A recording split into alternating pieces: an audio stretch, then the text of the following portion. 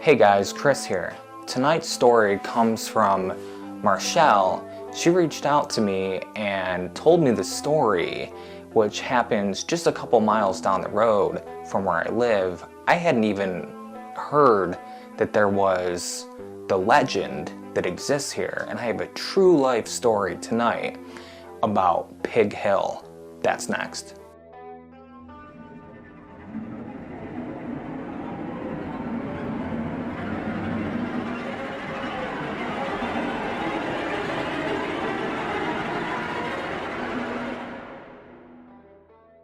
We're in the studio tonight and I have a wild story about two young girls in the summer of 2012 having a sleepover on the hill now known as Pig Hill in Meadville, Pennsylvania. Also, today, I took this camera on a drive through this hill, Pig Hill, and I basically mounted it to my dashboard and I set the settings to slow motion so you guys can get a nice view in slow motion of driving through this hill known as Pig Hill, and I'll place that footage at certain points throughout the video. So in the summer of 2012, two young girls were having a sleepover on top of a hill in Meadville, Pennsylvania.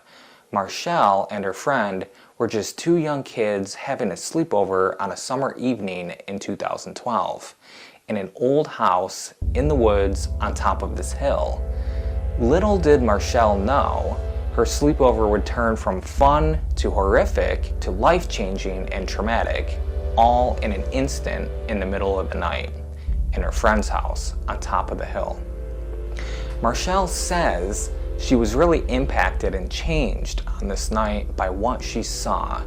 I'm going to do my best to take you into her friend's house in the woods on that summer night in 2012 and put you in Marchelle's shoes so you can experience this event through her eyes, experience the fear, the paralysis that she felt on this night. Marchelle was only 12 years old at the time, and this is her story. Marchelle had a friend whose mom lived on top of the hill, and one night she stayed up there for a sleepover in her friend's house, as she did on occasion. Marchelle's mother drove her across town, made the corner at the hill, and pulled onto the forest drive, which cuts right through the thick forest and climbs straight up this hill. So mom drives her up the hill, arrives at her friend's house, old blue house, built right against the steep incline of this hill, big panoramic windows overlooking the forest and overlooking the steep drop-off headed back down the hill. The house is about halfway or more up the hill, Marchelle told me. So she gets dropped off by her mother, steps out of the car, and Marchelle said the air was thick, hot, and muggy, and it was dead quiet outside. No dogs barking, no wind. It was just eerie, she said. Something was off. But she didn't realize it at the time, at least not to the full extent. Later on, she did. So the two played together outside for a while, and as the day went on, she says the air got so thick and muggy that it became hard to breathe even. So they went inside to relax and watch TV like teenagers will do. Just kind of an average, normal sleepover, going over to your friend's house type of a day. So Marchelle thought, at least. Marchelle said, like I mentioned, ever since she arrived, she felt like she was being watched from the tree line of the woods. As the night went on, it had gotten darker outside the house while Marchelle and her friend hung out inside the living room watching TV. As I mentioned, Marchelle said the air was so hot and thick and muggy that it was hard to breathe. But while on the couch watching TV, she said the air had turned cold, so cold that she had to grab the blanket on the couch because it felt so cold but warm at the same time, if that makes sense, Marchelle said. It was, to me, just another weird part of the night so far. Later on in the night, in the living room, Marchelle glanced over at her friend and noticed for the first time that she was slumped over in the chair, sleeping. She had passed out. So you have Marchelle on the couch, looking at her friend, slumped over, passed out, in the lazy boy style chair. In that moment, as she gazed at her friend, she also noticed something in her peripheral vision behind her friend. In that moment, as she gazed at her friend, she also noticed something in her peripheral vision behind her friend, behind the chair, in the window. She directed her gaze past her friend and toward the window looking outside and refocused her vision on something that she saw in the woods. The window had the curtain pulled up from earlier on in the day, and this is where Marchelle says she wished the window hadn't had the curtain pulled up, because this is where the story takes a horrific turn. She says all of a sudden she noticed in her peripheral vision these odd lights, and when she focused her eyes on them, she could clearly see they were attached to a structure. These lights were illuminating a structure, a house perhaps, in the woods, right outside the window, a structure that was never there before. And it was only 10 feet away from the window, Marchelle says. So right outside the window. Remember, this is summertime, so it's odd to start with, being Christmas lights in the middle of the summertime, but she also knows the property well and knows there are not supposed to be any structures outside of this window. Something is wrong, she said. She felt it. She says it just appeared, the structure. It just illuminated all of a sudden. She described the structure as being covered in what looked like the older, multicolored, large glass Christmas bulb type of lights. The nostalgic red, blue, yellow, green lights, the steady kind, but not blinking, if that makes sense. And I remember those type of lights, and when you see them, you can tell that they are different than the regular, newer type of small plastic LED Christmas lights, and even the colors and the spacing looks different.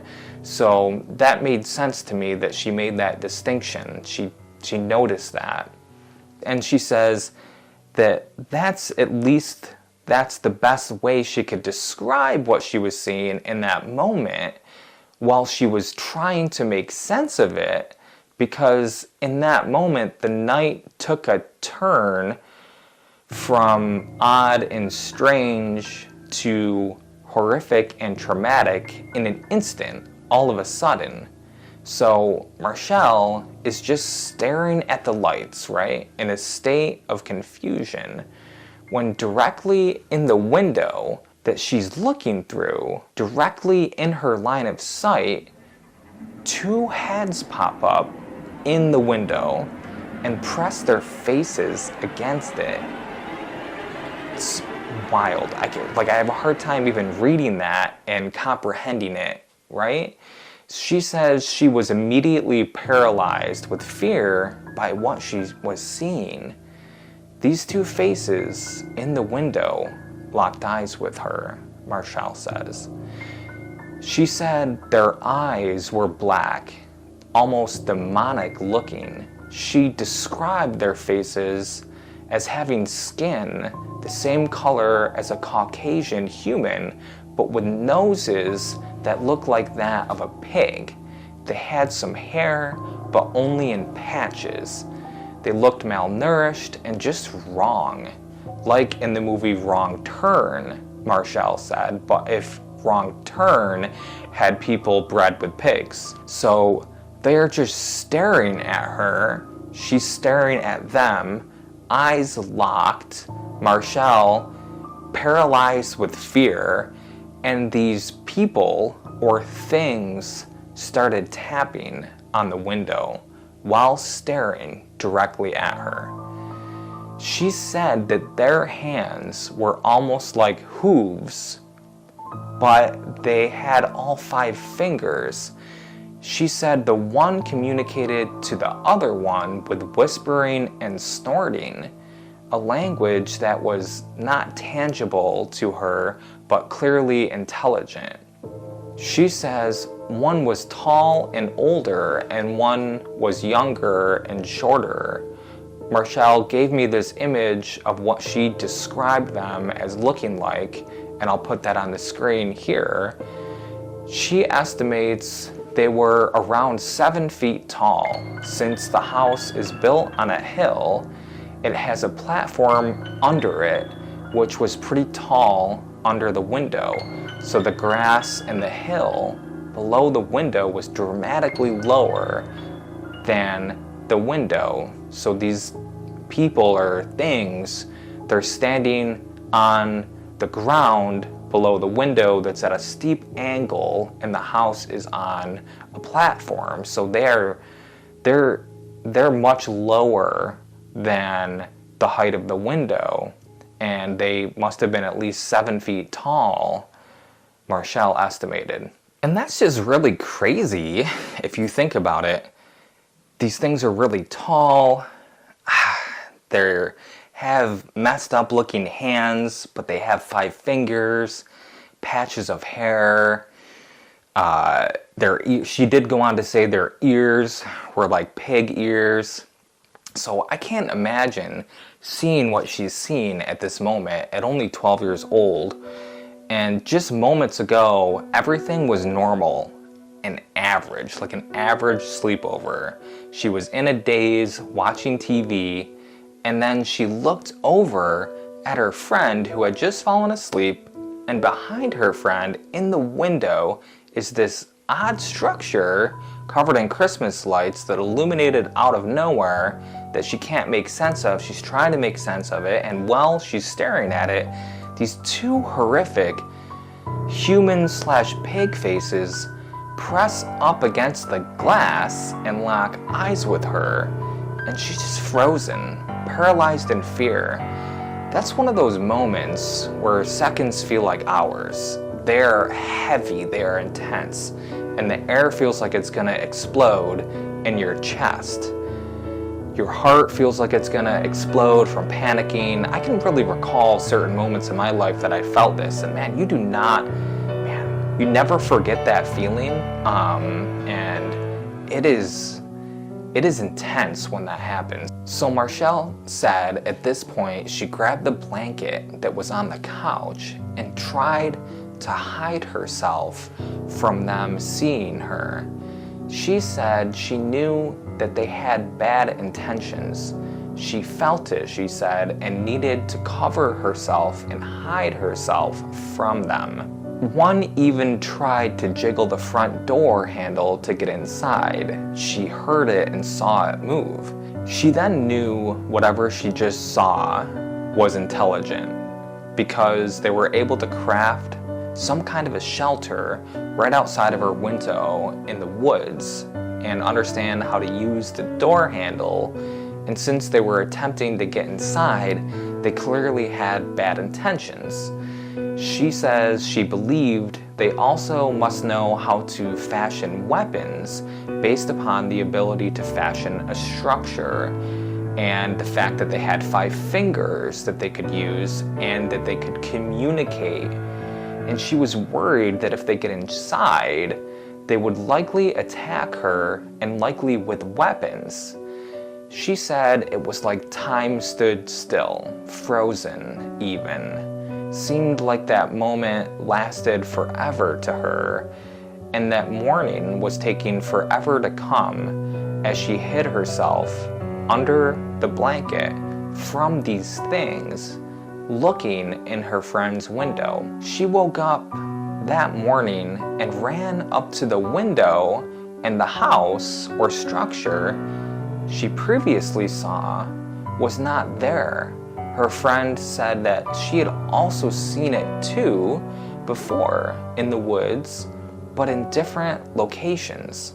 So Marchelle knew at this point she wasn't going crazy because her friend had seen those exact same lights too, but in different locations at different times. Marchelle said this experience gave her nightmares for years because the people, the pig people, were just horrific looking, just traumatizing. This is where she laughed about it, which I can totally relate to because I've had my own personal horrific life events, and honestly, what else are you gonna do other than laugh about it, I guess?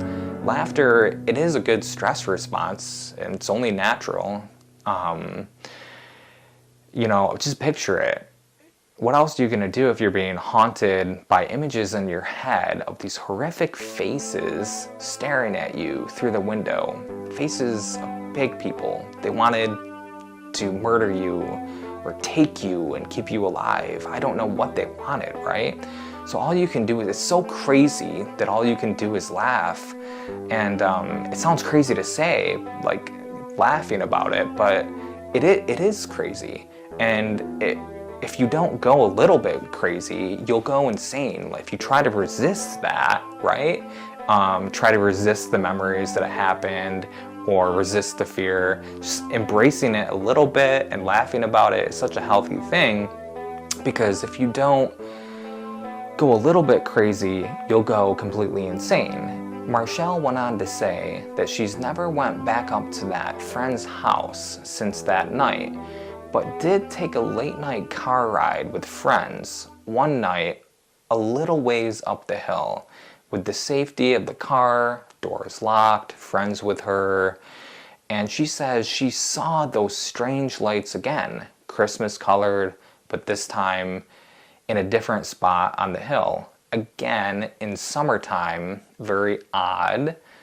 And this makes me wonder if they're not some type of a bushcraft shelter that these creatures or people, pig people, that they build and hide out in, a stealth shelter of sorts, and they take down and move to different locations at different times to stalk people and take them. She says she refuses to stay up there again at her friend's house because she believes since these creatures are so intelligent that they must likely have very good memory and that they would likely attempt to take her if they recognize her. She went on to say she's taken car rides around the base of the hill as well and gotten out of the car just to observe the area. And she went on to say that the pig people occasionally will emerge out of the tree line at the bottom of the hill if they want you to see them. Then they will show themselves. It's very creepy, it's very bold, and they seem very intelligent and, what's the term, territorial. She also said that while observing them at the base of the hill, she's seen them move very quickly, very fast, faster than a human can run. So I might caution about getting too close to the bottom of the hill, and certainly not going up and into the hill. I wouldn't go past the tree line myself, that's my recommendation. It sounds like you would immediately be in a wrong turn movie scenario, but in real life. So Marchelle said she no longer feels safe going into the woods, and feels traumatized from her experience. She feels like she's always being watched when she's in that area, and it's just too much for her, understandably so. She says she's told people about her experience, but they always thought she was making it up. And that's a common experience for people who have had such radical encounters, that when they confide in a friend or family member and share their experience, the friend or relative listening often can't accept it. They have to say, "No way, you're crazy," because accepting it as truth would alter their reality in such a structural level. It would probably shatter their understanding of reality, and they might literally go insane if they were to accept what the family member was telling them was the truth. I mean, to accept, if you think about it, that there could be colonies of horrific half-human creatures living in the woods that are dangerous and horrific. I mean, what that could do to someone that spent their entire life saying such things never could exist, to accept that these things exist all of a sudden could destroy a person and destroy their construct of reality. And it's my thesis that this might be why or how such colonies, even very large populations of strange and unusual creatures living in the woods go, quote, undetected. It's not that they're undetected, it's that the encounters had by us, the human species, are not accepted by the rest of our species. Therefore, in turn, knowledge of them doesn't exist as a whole for the human species. What a crazy story. So some type of creatures, unholy or ungodly creatures, inhumane, inbred, crossbred, half animal, half psychotic human, tapping on her window to get her attention. The attention of a young child, trying to lure her out. And that could be why they used Christmas lights to lure young children out of their homes, because young children associate Christmas lights with presents and joy. If you think about it, it's crazy.